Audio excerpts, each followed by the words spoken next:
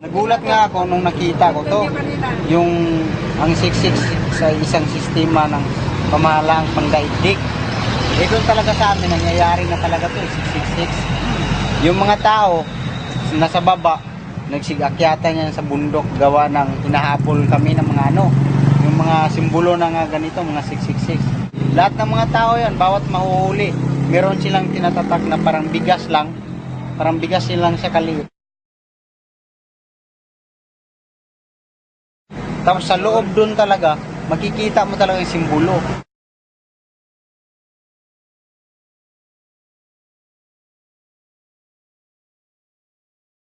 Tapos bawat ng nila dito, may simbolo talaga dito sila, 666, dito sa yun nga yun.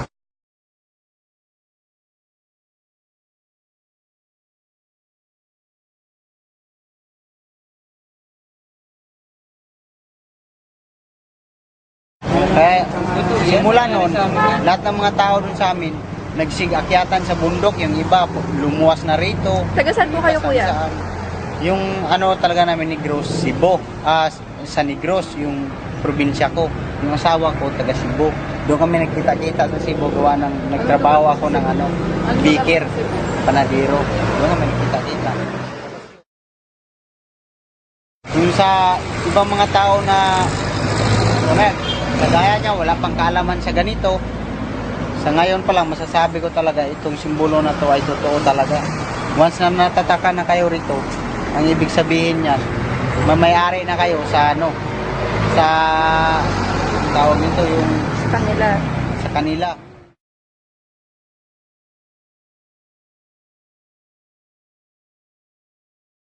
Sabi mo, kuya, yung 666 nakalagay mismo dun sa Oh, nakalagay mismo sa maliit na parang bigas. Nakalagay mismo talaga. siya. Dito na sa Tapos once na iturok to sa'yo, naturok na sa'yo, no? Oo. Tapos pag turok sa'yo, dito lalagyan ka pa dito. Lalagyan Simbolo pa talaga, din. 666. Oh. So, meron tao mga nakalagay na sa Oh, noo. itim. Ala. Maitim. Kaya yung iba, yung Parang tato. Hindi, ganyan, magtakbuhan kami, no? Oo. Once na mahuli na yan, 6-6 yun yung parang wala ka ng malay. Once na natataka ka Natataka na dito. na. Kasi ka na nila eh. Kumbaga, pag sa, Mamayari ka na, hinawakan na nilang yung compute sa'yo eh. Kung Oo. bawat yung iutos nilang masama sa'yo, Yun na. ginagawa mo. Ah.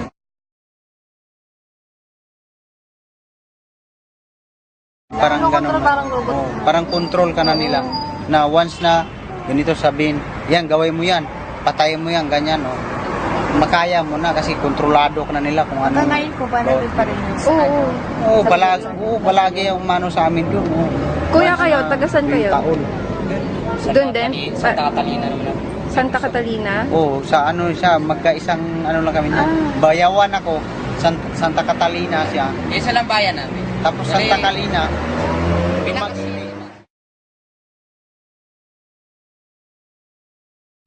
Kasi nausok talaga sa amin yan. Kasi sa amin, live yun eh. Live talaga yun. Alas 6 pa lang ng umaga. Ay, hapon. Ano yun? Sobrang takot namin. Nagtatago kami, sarado na yung bahay. No? Wala ka rin magawa. Siyempre, marami sila, di ba? Lalo na kung ano sila. Kung may pasok po ba yung bahay? O, siyempre naman. Hindi talaga, talaga yun? Bali, kunyari, yung bahay mo. O, pasalamat ka, yung bahay mo, talagang simentado. Hindi mabubuksan, lalo na kung yung bakal, yung pinto, yan, hindi ka mapapasok. Paano po pag hindi ka nagpalagay? Eh, alam mo na kung anong kalalagyan sa'yo. Oo. Siyempre, alam mo na kung ano ibig sabihin ng may kalalagyan ka. So papatayin? Papatayin ka. Papatay. Kuya, kailan pa nag-start to? Tagal na. Nag-edad ako nun, 7 years old pala. 7? Tagal na kaya yan sa amin. matagal na to nangyayari sa amin. O ilan taon na ako. Presidente? Ilang taon. Yung presidente, Sino presidente? si Irap. Si Era pa lang. Si Irap pa lang. Hirap pa lang ba? Si Irap pa lang yun. Alam ko, si Ramos.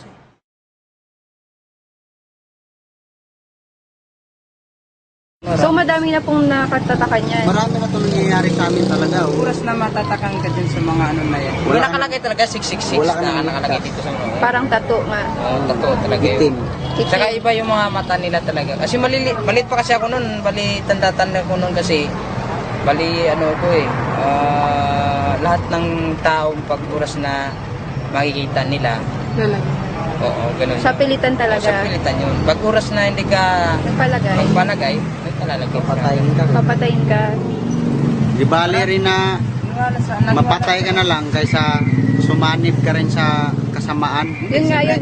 Kung ayaw mang gusto nila din mamatay, siyempre sasanib na lang sila ron, di ba?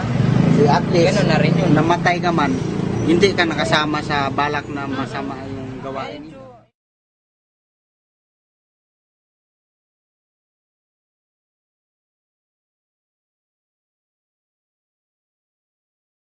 Bundok na rin kami nanirahan.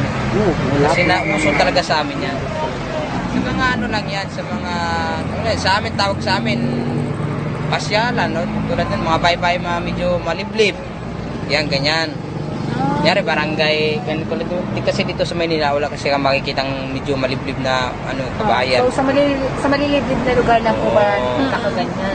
Oo, siyempre, sino naman ang ano sa kanila, maraming tao, di ba? Eh, di, siyempre, kuyogin sila ng mga tao, ang dami na yan. Magano sila, yung sampilitan silang gagawa, yung sa mga medyo maliblib. Patago rin kasi sa kanila, patago. Kunwari, nakasakay silang ganyang, kutsi, ano. Mamaya-maya, meron makikita ang tao, bigla hintuan. Kukunin na. O, siyempre, makikita mo talaga yun. Bigla lalapitan na lang yun, tuturukan. Tapos sabay, ganyan sa nung makita ka. nangyayari yan, you know? Oh, parang wala akong Maraming narinig tao dito. kasi Kaya dito. nagulat nga Pero ako sabi dito ko eh. po, darating yung pagkakataon na pati dito, meron na pong sapilitan na ganyan. Oo, Tatatakan ng dito. kidlat. Kung nangyayari na po sa inyo, aabot po yan dito. Kaya, Dito sa kaya nga po, Manila? kaya nga Taga po saan po ganyan ba eh. kayo? Dito lang po kami, Quezon City. Kaya nga po, pinagawa na sa amin to para yung tao, ma-warningan na sila na alam nila yung tungkol dyan, yun nga, yung sa microchip na yan. Paano kung hindi naman sa ganun sumuway ako, paano kung sa pilitan gagawin sa yan? May papalag ka ba? Eh, siyempre sila mayroong mga dala. Mas maganda na kung mamatay ka kasi gumawa ka ng kasalanan. Kasi pag dating sa paghuhukom kay God, kasalanan pa rin yung ginawa mo. Hindi, ganito na lang po yan. Basta ay ano nyo na lang, talagang kay Heso Kristo. Sigaw na lang yung pangalan ni Katoliko Heso kayo? Kristo. Hindi po. Ano? Walang reliyon. Ah, Basta sinasampalatayaan namin sa Heso Kristo. Yun lang po. kasi Pangalan lang niya. sa ano kasi yung pero sa akin hindi pa nangyari sa mga akin na mga ganyan. Pero ganyan talaga, naniwala ako dyan. Hindi ako sa lahi namin hindi pa natatakan ng ganyan. At least parang patotoo lang po to dito sa Quezon City, sa Maynila, na nangyayari po. Kasi nangyari na sa inyo. Sabagay, kasi nangyari sa amin yan, hanggang dito mangyari. Opo, mangyari talaga yan. Katatagalan yan. Opo. Sa Amerika, ginagamit yan, tagpapatatak sila para lang sa ospital. Kunyari, wala ka nang bibigay ng mga papeles. Oo, Yun na ganun lang, na. oo. Yun nga Hindi yun sa pilitan parang Oo. kusa yun. Na hindi nila alam yung kapalit nun, masama pala. Nga napapasok.